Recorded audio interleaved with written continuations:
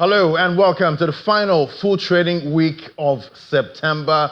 Just a few days left next week for the trading week, but let's see how your money performed last week. See, Nigeria's stock market wrapped up last week on a bullish note with a heavyweight gains in Boa Foods, Guinness, Dangote Cement, and Nigerian breweries, driving the all-share index up about 0.9% for the trading week, 141,845. And we see the push lifted month-to-date returns to 1.1% and kept year-to-date performance at a stellar 37.8% advance there. But behind the rally, trading activity slowed, both volume and value. That slid more than 38% week on week. Sectoral moves, we see those were mixed there. We see volume, value deals lower compared to the previous trading week. But for the sectoral performance now, we see banking got a hit there, 2.57% for the trading week. Consumer goods, 5.48% to the good, a big advance there. Financial services, we see insurance, banking, both took a big hit last week. Insurance, 4.67% down. So that gives you direction, coming into this week. Are we going to see an uptick, for financial services? That counter there, from that big hit we saw last week. Then we see consumer goods that did pretty well, last week. All right, so that's a picture, that's a color for the trading week, and definitely be looking out for this last trading week, full trading week of September.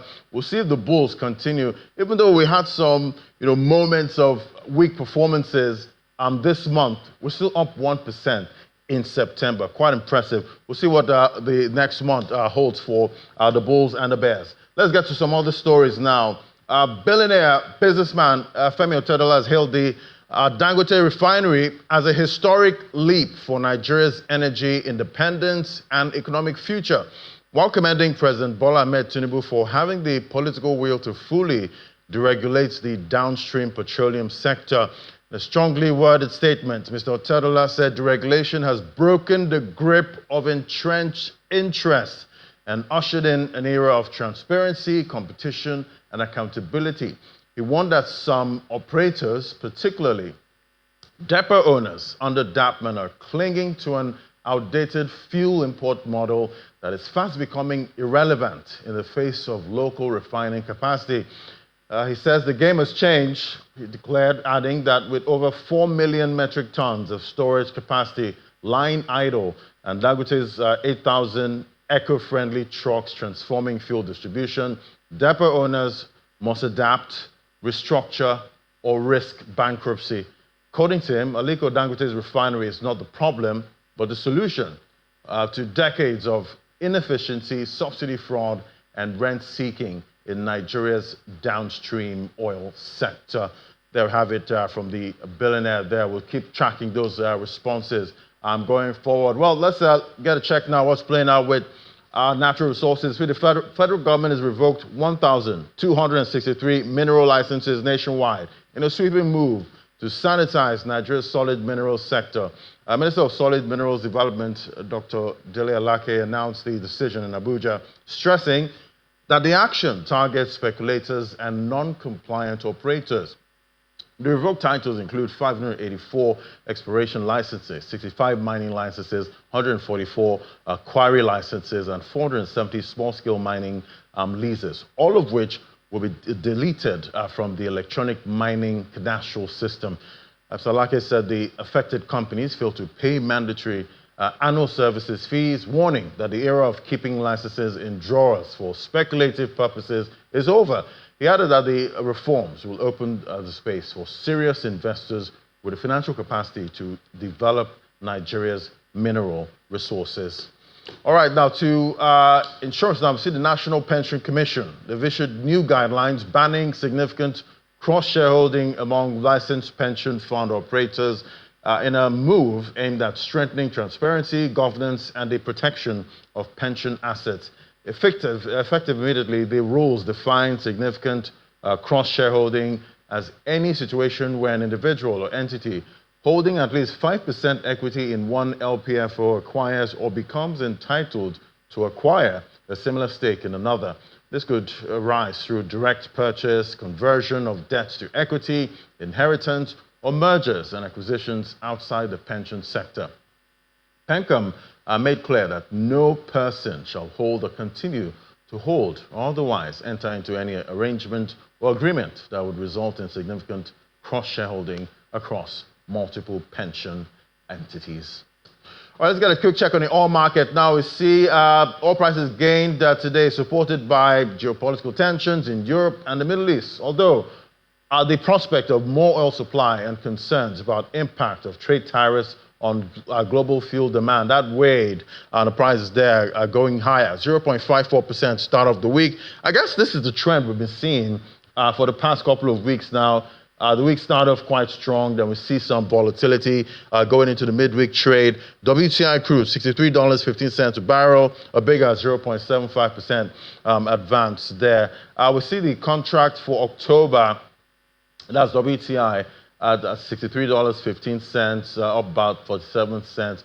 The October WTI contract expires today, and the more active November contract, that rose 43 cents there. So we'll keep an eye on that. But still the range trade right there in the oil market.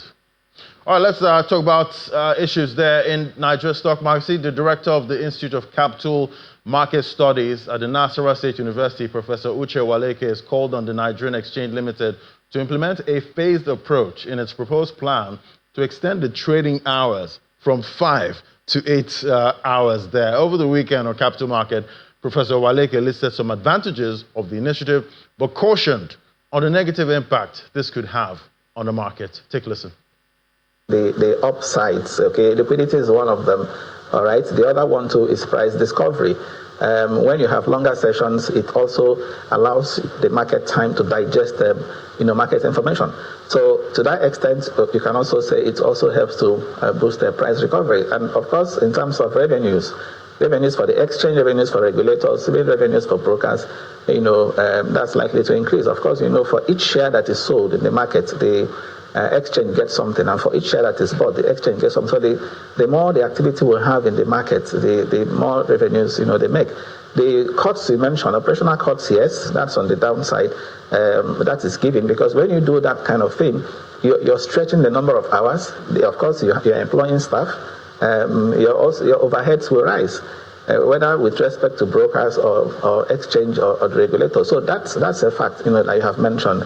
The issue of course, and that's also why it's important before they embark on this, they should do a study on market readiness. How ready is the market? What's the state of broker infrastructure, for example? The willingness of even the investors. All this should be taken into cognizance before embarking on prolonging the trading session. I would suggest here that instead of going outright from the current 9:30 to 2:30, they may just phase it and start with, say, 9:30 to 4 p.m., just as we have in the New York Stock Exchange, so that we don't encourage, if you like, market participants fatigue, which, can set in when you have very prolonged, a period. So it should be phased. All right, so many changes are coming to Nigeria's stock market. We have the T+2, that's the trade day and 2 days clearance for trade. And we also have the exchange morning 5 p.m. close for the market. I hope we're all ready for, what's coming in these markets. I guess with new technology coming up at this time, we also have to see changes when it comes to how we trade stocks in Nigeria. Waiting to hear more from the NGX on all of that. All right, let's get to our first conversation now. As global central bankers set the tone for monetary policy, balancing inflation risk with the need to support growth, Nigeria is once again at a key decision point. Central Bank's Monetary Policy Committee, they begin their meeting today. Tomorrow we get a decision, and we'll cover that live here on Channels Television. Markets will be watching closely to see whether it will stay the course on tight monetary policy or take a more accommodative stance against the backdrop of inflation that's trending downward, currency stability and growth not at where we want it. What choices lie ahead for Nigeria's economy, and how might global shifts in rates shape those decisions? Joining us now for the conversation, we have Professor Joseph Nnanna, as a Chief Economist, Development Bank of Nigeria. Joining me from Abuja studios. Great to have you, sir. Good morning. Hey, how are you doing today? Fantastic. It's been a while. Great to see you again. And definitely, we have talked about a lot of decisions, coming out from Nigeria's MPC. But there's so much happening ever since, President Trump's presidency. We've seen a lot of changes in the global space. But let's start with the global context now. How did the recent rate decisions by the U.S. Fed, ECB, and other central bankers, how does that influence Nigeria's policy, monetary policy options, that we're trying to make between today and tomorrow? Thanks for the question, Ladi. The rate cut played out, in the U.S., for instance, now has a role to play in how the, if you like, overall lending rates globally takes form. That is also what we consider exogenous variables coming from outside the economy and filtering into the Nigerian economy. Notwithstanding, the bottom line here is, if you take a look at what's played out in the Nigerian economy with the relative cooling of inflation, according to the NBS, you also take a look at the relative calm and in the exchange rate. So, in other words, we have a stability in the exchange rate market right now, albeit still sticky, but it's stable. And you also see a lot of, if you will, activities playing out in the economy. Whether it's enough, that's yet to be seen. But as it is today, I would say, by and large, there are a lot of exogenous as well as endogenous variables playing out, which the MPC will have to have a detailed conversation about to holistically capture everything together before taking a position on whether to, if you like, reduce rates or cut or hold, as it were.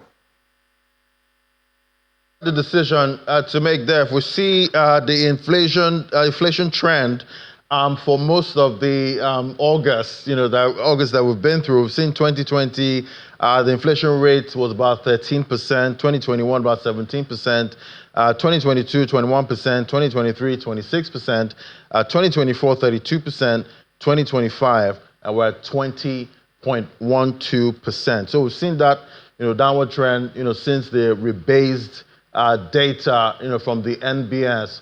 But do you think Nigeria's MPC should prioritize aligning with global easing trends, or focus more narrowly on domestic challenges? That's a fantastic question, and I think you hit the nail on the head. So when we take a look at what has played out in the Nigerian economy, the NBS did a statistical rebasing, driving inflation down from around 33% thereabout to now what it is today. And that's a lot of kudos, if you will, to the central bank and the MPC for hiking up rates as they did, where it is today at 27.5. But to be sure, I think it's important to take both international or exogenous variables as well as domestic or endogenous variables into consideration. And Nigeria doesn't operate in a silo. And if you take a look at our reserves, the reserve balance has grown, and this is largely due to foreign portfolio investors. So if you see the FPIs coming in, and the attraction, if you like, is attributed to the interest rates or the returns in which these FPIs can take away, then the appropriate thing to do would be to actually take a look at broadly what other variables are playing out in the Nigerian economy. Take, for example, on the fiscal side, when you dimension monetary and fiscal policy, we've always argued it must be coordinated, hand in glove. The reality here is, if you take a look at what's played out in FAC allocation. FAC allocation has risen to 2.2 trillion naira on a monthly basis. I think that's the last reading we observed. And that to me spells telltale signs, probably liquidity overhang a bit. And because it translates to if that much liquidity has been pumped out, banks will pump out liquidity through loans and so on, albeit at a higher interest rate because of the interest rate environment we find ourselves. So, in short, I would say the level of productivity should and must be much higher in the economy.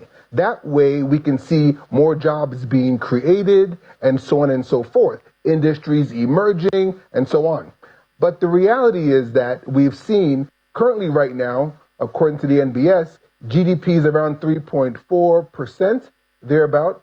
And I say, if the MPC do nothing, my suspicion is that the GDP will still remain around 3%, around 3.5% for the year. The spirit or the notion when analysts suggest, I've seen this in many reports, economists, analysts, pundits, they all say, oh, it's high time to cut rate, just a signal to the market to reduce rates to make it easier for businesses to now go out and borrow more money, at creating aggregate demand. All that, to be sure, is quite important. But in the end, I would say this. If one is not careful, you run the risk of exacerbating the problem in which you're trying to cure by cutting rates too soon. And I say this because that in itself continues to spur liquidity overhang or excess liquidity or money supply, if you like. All right, so, looking at the inflation trend, so far, sitting at 20.12% now, and, we've had relative currency stability, with the Naira even, getting below the 1.5 level, So we've been enjoying this stability for a while now. Even when you go to the food market, there's also, stability. You can plan, your business around what's playing out with the Naira, right now. But is this enough for a rate cut at this time in Nigeria, or we should give it more time?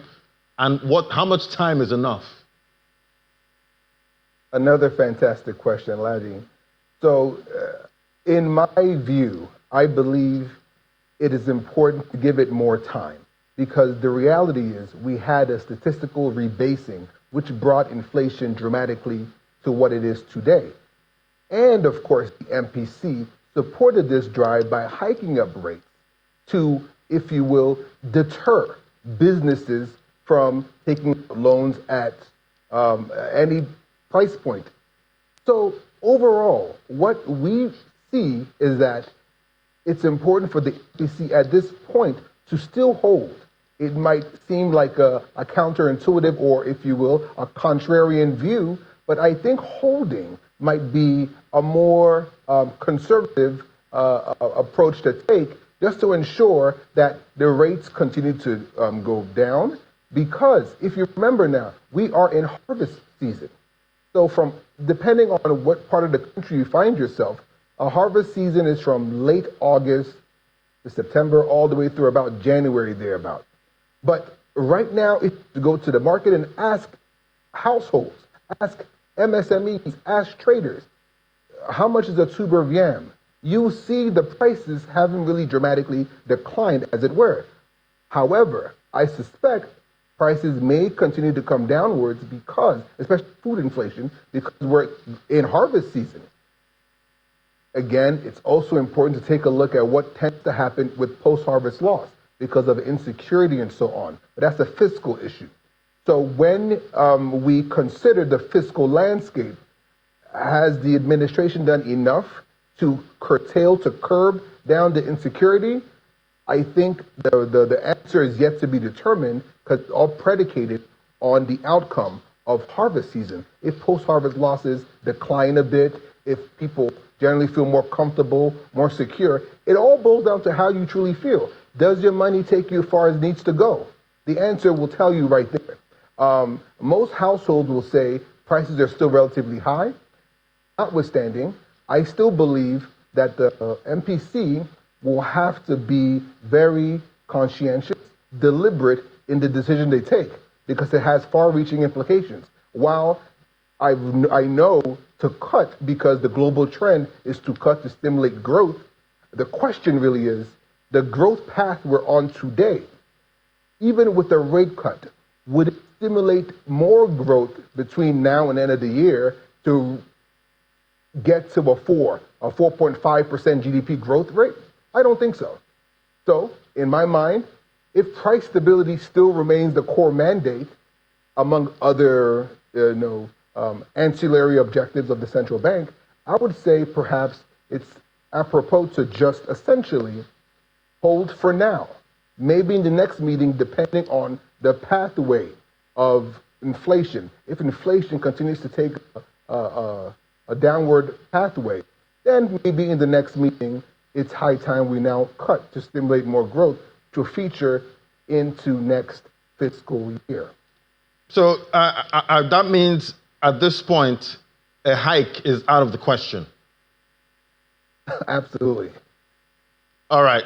So if we see a cut, absolutely. If we see a cut in this meeting, what's going to happen? What do you think will happen in the short term to the Nigerian economy if we see a cut tomorrow?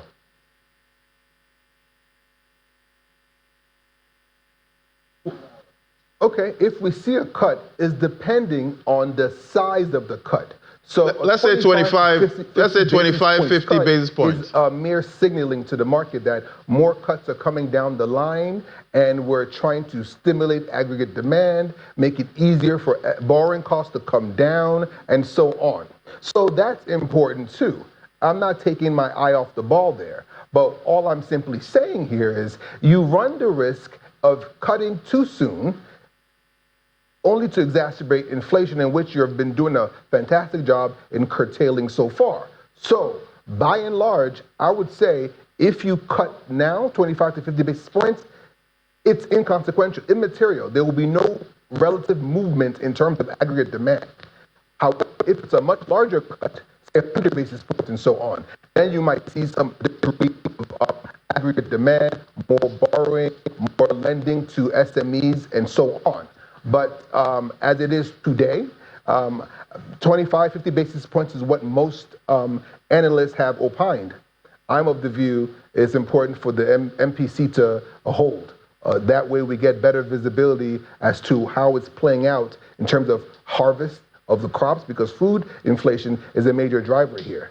So I think it's important to take a more conservative stance to allow the numbers play out over the next couple of months, because I know the MPC has another meeting before the year runs out. So that could be an opportunity to reassess and perhaps now cut. But for now, my money is on it's important to take a conservative approach.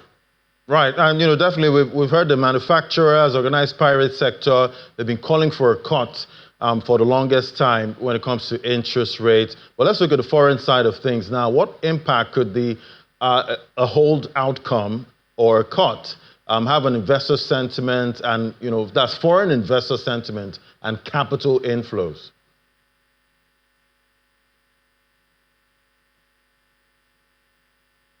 So a hold will signal that we are still considering the under fundamentals within the economy. Like I earlier said, fiscal monetary policy have to continue to better coordinate themselves. So for investors meaning FPI, they're looking for a stable climate, which we kind of see ourselves right now in, but with higher returns. That's what's attractive for FPI. But what we haven't done so well is FDI, that's foreign direct investments. And that aspect of our lever needs to be actually pulled. And to achieve that, we have to demonstrate as a country some deliberate steps in ensuring that the industries that these FDIs want to come in are stable. The policies there are visible. The way and manner in which frameworks are developed and implemented is key. That way, they see visibility. I can bring my money into the country, keep it here for 5 years or so, because we need cool money. FPI remains hot money, but technically, if hot money keeps turned around several times, it can become cool money depending on the stability of the economy. Right now, as it is, the economy arguably from a statistical perspective is stable. GDP 3%, 3.4, 3.5% or so. That's good. Inflation is statistically coming down. That's good. So on paper, face value, I would say that the economy is churning along well.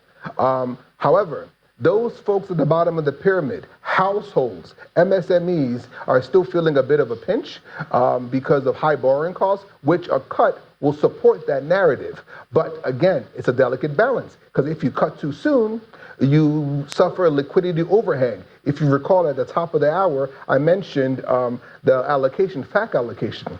That number, that level of liquidity has risen over the years now. I remember counting when it was around 1 trillion, 1.2 trillion, 1.5 trillion. Now we're at 2.2 trillion. That's a lot of liquidity that goes into the economy. Talk less of other aspects of the economy that needs to spur economic growth, whether it's in the financial services sector, a real economy such as manufacturing, light manufacturing, agriculture, for smallholder farmers especially, and so on and so forth. But the truth here is, at a macro level, the central bank looks more than just the exogenous variables coming, what's happening outside of the economy. What we can control internally too is crucial. That's why the fiscal policy side, fiscal arm, and monetary arm continue to work together to cure some of these things. So food inflation, which we've talked about already, which is a major driver, we will begin to see it come down simply because we're in harvest season. But if there's still insecurity, which I hope there isn't, we'll see the numbers at the end of the day. The idea here is, at the next meeting is when I believe a cut will be more useful, because in that regard now, the timing will be spot on.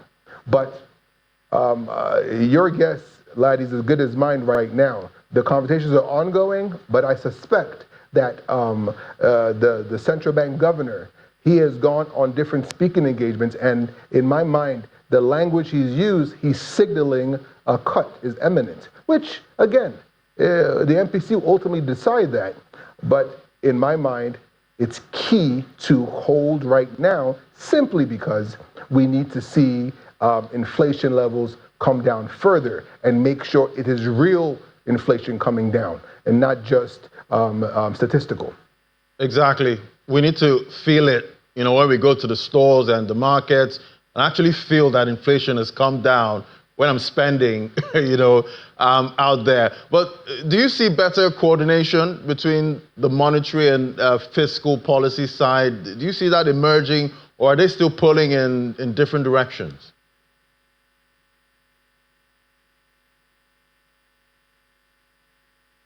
Well, I think there's a lot of work has been done, actually, in terms of fiscal monetary policy coordination. That's the simple truth.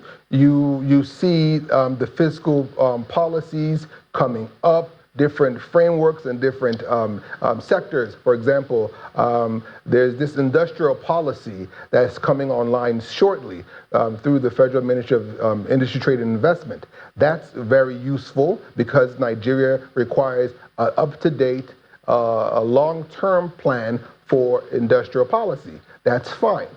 We've seen the Minister of Finance and the Governor of Central Bank go to different forums to ensure that they're speaking in similar voice, which is also key. However, implementation is where the rubber really meets the road. So if we have a situation where FAC allocation has grown this much, which from every indication seems like a very good thing. However, that needs to translate to real inclusive growth. And in my mind, and what we have observed in the real economy, we're seeing a bit of a degree of sluggishness from some of the MSMEs we speak to.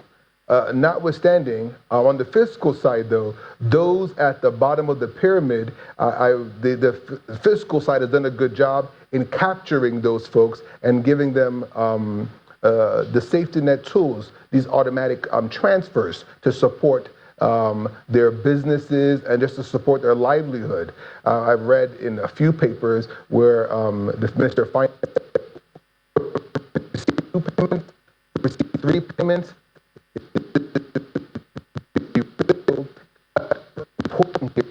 At least see traction of the coordination. And this is a journey. It's not a 1 meeting or 2 meetings. It's a continuum. And this has to be deliberate, and it has to be reinforced by anybody who sits in those seats. All right, definitely so much to unpack there. Decision day, we'll get it tomorrow. We see Professor Joseph there calling for a hold again at this point. That's almost like a do nothing, while we see private sector calling for a cut. Well, we'll wait and see. Tomorrow we'll get that decision. Thank you so much for breaking it down for us, Professor Joseph Nana, as the Chief Economist, Development Bank of Nigeria. Thank you for coming on the show today. Thank you for having me, Ladi. All right, I'll take a break now. When we come back, we'll talk about VC funding in Nigeria and Africa. Who's getting it and who's not? That's in a moment. Just stay with us.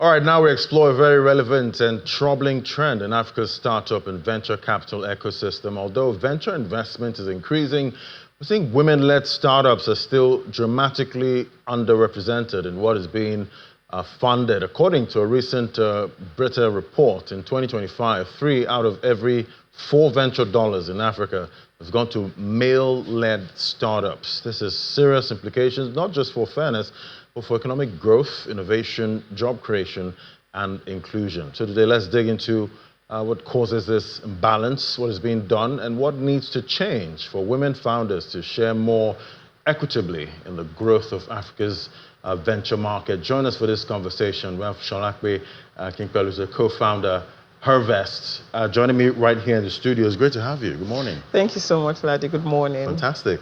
So I'm a man, and you know, the selfish side of me would say, it's okay. Men are getting funding, but no. I get it. We want equity. Yeah. You know, we want everyone to get their fair share. Yeah. At this point, and looking at the data, we see a share of venture dollars in Africa going to male-led startups in 2025, 75%. Share of funding going to women-led or mixed-gender founding teams, 25%. Yes. So the data is speaking volumes. Yes. There. Then women only, or solo women founders, about Right. 10%. Solo women founders. Yes. So that's yeah, even or lower. women only. Right. It's about 10%. Right. So why do VCs doing this? What don't they see value in women-led? Who are the VCs?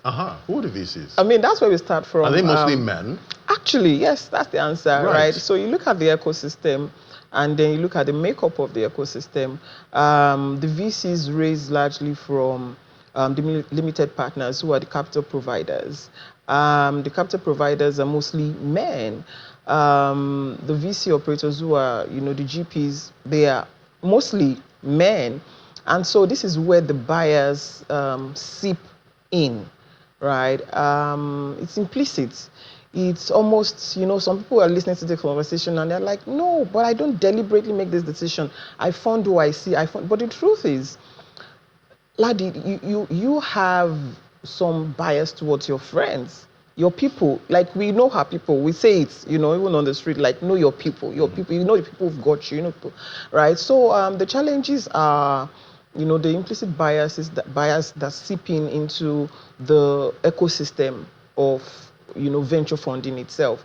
Limited practitioners as well. So when I say limited female founders who make up for, I think, like maybe 1 out of 10 founders. So you just see that there's some scarcity both on the demand and supply side, and then there are several other factors too that we can talk about further. So when we look at the ideas, some of the businesses, some of the women come up with, what are they normally like?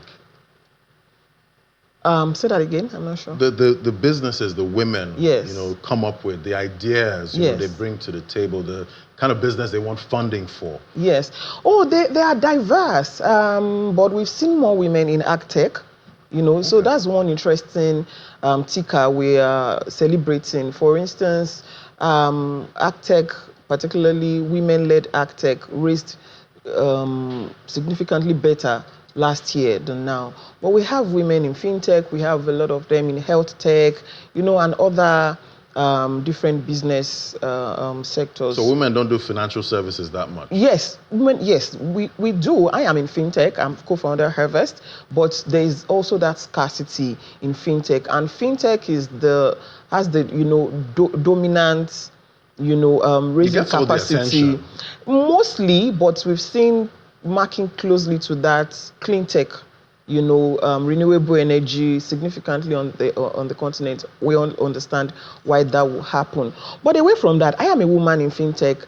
2021, 2022, we had this, bubble pretty much, especially in Africa. 2023, we had this, funding winter, as we call it, funding froze in venture capital ecosystem. And when last year, when things started warming up again, investors preferred investing in growth companies, people who are raising their Series A, their Series B. Now, here's the challenge, and this is where it's tricky and the conversation is very tiered and layered. There are fewer women in fintech. Most fintechs, are at the seed stage, pre-seed, early stage stages. The investors came back into the market and wanted to invest more in growth businesses. So you see why there will be some sidelining, for different reasons, valid, perceived, and other reasons as well. So it's a layered conversation, but you had said, and I like the way you led, like we can decide to leave this conversation on the table and say, well, men are raising, why should the women bother? After all, they end up in a man's house. And so if the men raise the money, they'll take care of them. And they end up employing a lot of women yes, to the company. Yeah, yes, not necessarily in most cases, but then those are the societal biases that come into. And so we believe that we keep doing the work.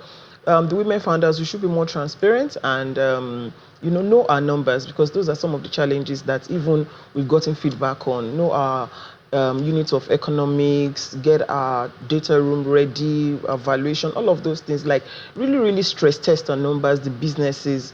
And I believe that with a lot of advocacy, and sound business practices, will significantly raise better. So if you're a woman trying to raise money, you heard what you need to do. Going forward at this time. Absolutely. So, looking at the financial services, ecosystem, Nigeria and in Africa, what would say that there are a lot of fintechs? That's correct. There's so many. Globally, actually. And globally, yeah. At this point, do you think VCs are still, keen on, coming into that sector at this point? Yes, and for good reasons. I say finance, money particularly, because finance deals with money. Yeah, so I say money is an emotion, is a tool, is power, is currency. So naturally, it would be active. Let me use the language the kids use. It's quite active. So you'd see people follow where there's activity. Right, it's finance. You've been here today. There's lights. You've bought this. You've done a lot of transactions. Transactions are moving, right? And so when you have that scale of people, doing transactions, you likely want to, follow follow the money, like they say. Right. That's it. But what we need to do more of is also look at, and that's one of the things that Harvest is solving for, look at the overlooked sectors, look at the niche sectors. Who's looking at the, female farmer, for instance, who needs to expand? Who's looking at the local micro businesswoman who just maybe all up, she's 200,000, trading with 200,000. So the banks wouldn't touch them. But the truth is that these women, they have the acumen, they have the grit. How then do they scale? And that's where we come in to say we need to build, digital financial footprints for them. Pretty much like we are creating a pipeline so that they get funded by, the traditional financial organizations. So we, offer them credit and financial literacy. Right. And offering credit, at this point, I know this will also concern you. Yeah. Because the MPC, they're starting their meeting today. Tomorrow we'll get a decision. We've seen private sector call for a cut in interest rates, so that we can have a breather, at this point. Yes. But they're saying it might be too soon to cut. Maybe we should hold again. Keep it at about 27%. The numbers are unbelievable. I pitch, on global platforms, and when we tell them and this is even traditional financial institutions, you need to go and see the local money lenders. You need to go and see the unregulated money lenders, what they are, lending at. Those are talking 60, 70%, about 100%, or even more. 200.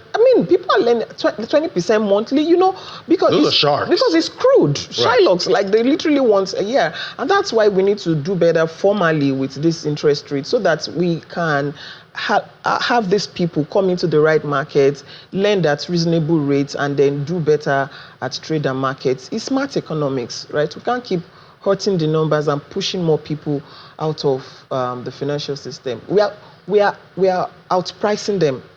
That's it, basically. Because at the end of the day, they have no choice. They go for these, funds that they have no business touching in the first place. So, right, now we see the FCCPC, they've been... Yes, there's a lot to do there. Lifting weights, trying to catch those that are, trying to embarrass, those they are giving some of these loans to. In the past 4 years, it's been all shades of circus. Yeah, with pictures being posted, obituary picture because you're owing somebody money. That has run a lot of people even into mental challenges that are less spoken of. And so that's why it isn't talking about, this is not discussing gender, this isn't talking about, it is just smart economics. It is GDP positive.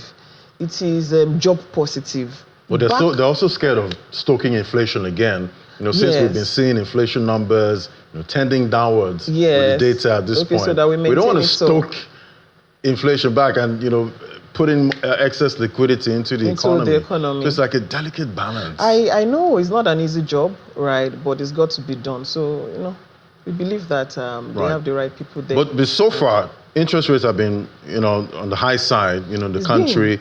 So how do you, as a business, navigate, giving credit? What we do is blended finance, right, which makes our job a tad challenging. So we take finance from our banks, the traditional financial institutions, take like low or no interest funds, from DFIs. It takes a lot. It isn't easy. You're probably talking to 100 people. I am at a conference in October, for instance, social capital conference, to fundraise, to talk to, family offices, DAFs, donor funds, so that we can have a mixture of funds, right? So if you've taken something at 32, not one is 0, right? And then another is at 2, that way we target at Harvest, we target having the cost of funds should not exceed 18, so that then we can lend out, credit, lend out at a fair price, right, for the niche of women that we lend to. So you see that it's a lot of work because it's not easy as, you match, you take from the bank and then you match to them. We are, diffusing the funds because that's what makes sense to that. The woman on the streets, the woman on the farms. Otherwise, you're just pushing them further down into the poverty cycle. Right. And that's why we're a social enterprise. Exactly. So with the women you've dealt with, so far, are you optimistic about, passing more credit? Absolutely. To the women? We've not even scratched that market. First, they pay, right?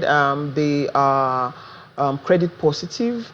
The challenge also is just that most of the time they're afraid. Women typically, when you talk about finance or credit, women are asking, what's the least that I can take? Men say, what's the highest amount I can take? So you see the behavioral patterns in all of it too. But in numbers, with women making about 40% of SME, So the women don't really business like owners, high risk. they don't like high risk, which is why we now have to go and get, this blended finance for them. So, right, we are doing this as private sector operators.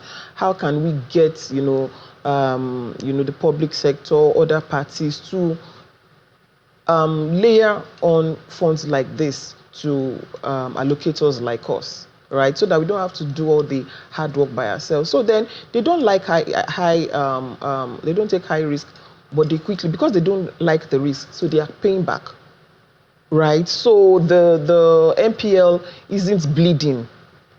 If there's any reason, it is because of things like biological pauses or some challenges. For the past 2 weeks or 3 weeks, I have been, because I'm a nursing mom. I'm a mother for the third time. Congratulations. Thank you. And so these things come because we are nurturers, we're caregivers to the ones who have chosen to.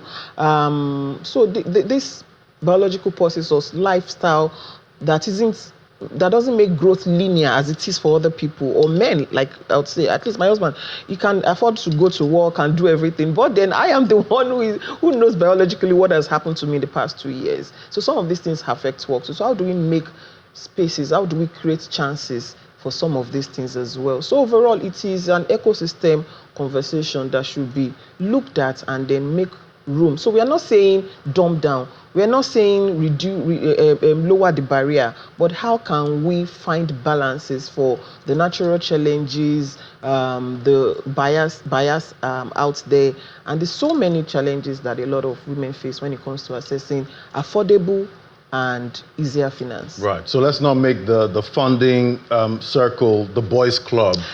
Let's open up. Let's open up, right? I agree. For the girls. That's it. That's it. Let's open up. Fantastic. And let the girls socialize more too. Right. Yes. Okay. Yes. I mean, it's a give and take thing. Let girls socialize more. Let's not stick to, because I've seen checks. I've seen boys exchange checks at just over whiskey, right? Maybe they're not seeing the check, but the truth is they gave word, right? And then they go back to honor it, right?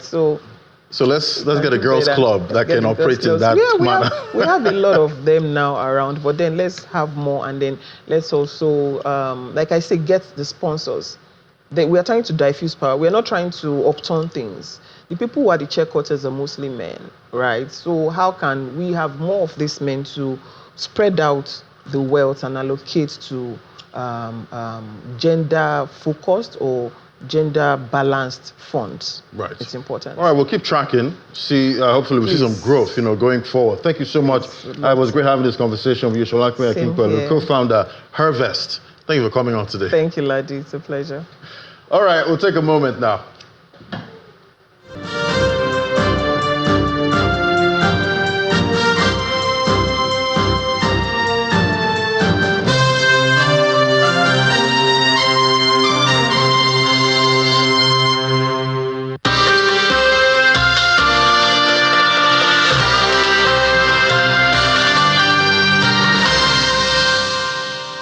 All right, let's get a check on what's playing out in the global space now. What to expect this week? First, we'll see the Fed watch continues this week. We have Fed Governor Stephen Myron. He's going to be speaking this week. We also have Fed Chair Jerome Powell. They're going to be speaking on the last meeting, what happened in the last meeting, and what to expect for the dot plot there. We're also looking out for PC inflation data. That's the Fed's. That's the preferred gauge there of inflation. We're going to be checking out that data. We'll have some economic data coming out from Argentina.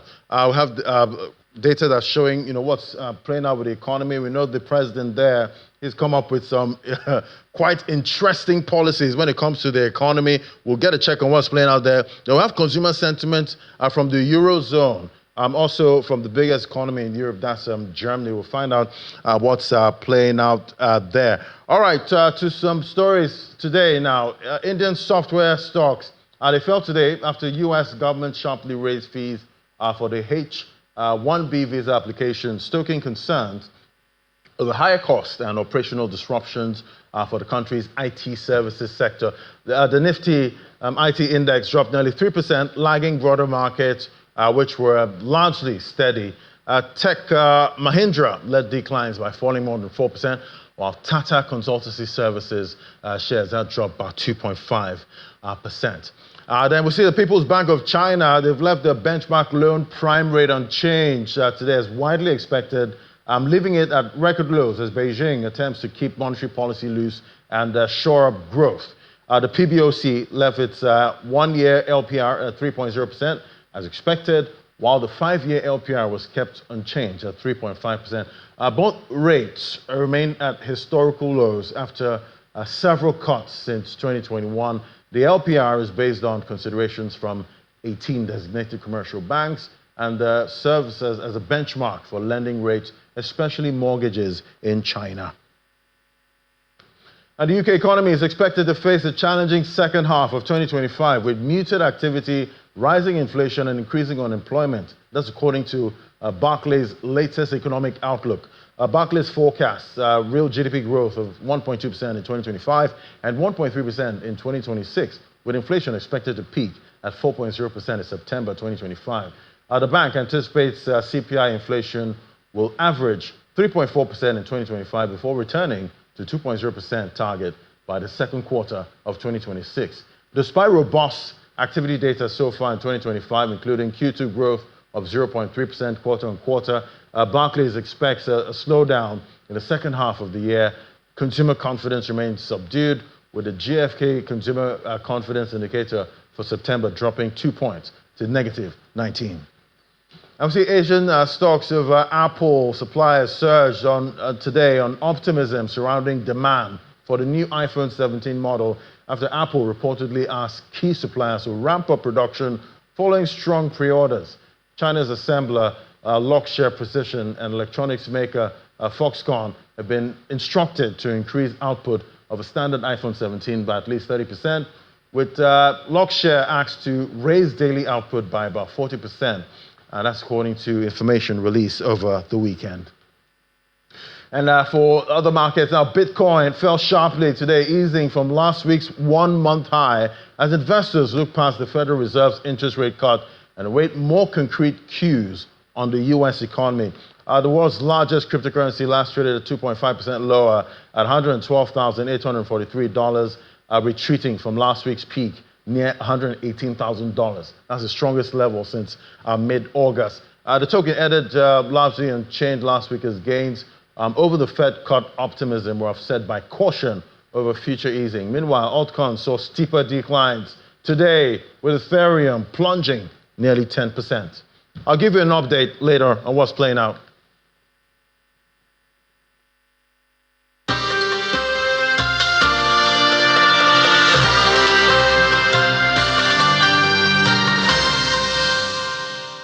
And that's Business Morning today. Thank you so much for watching. Hopefully, you have direction and where to stash cash this week. Thanks for watching. I'm Ladi Williams from here, the team right here at Channels HQ. It's bye for now.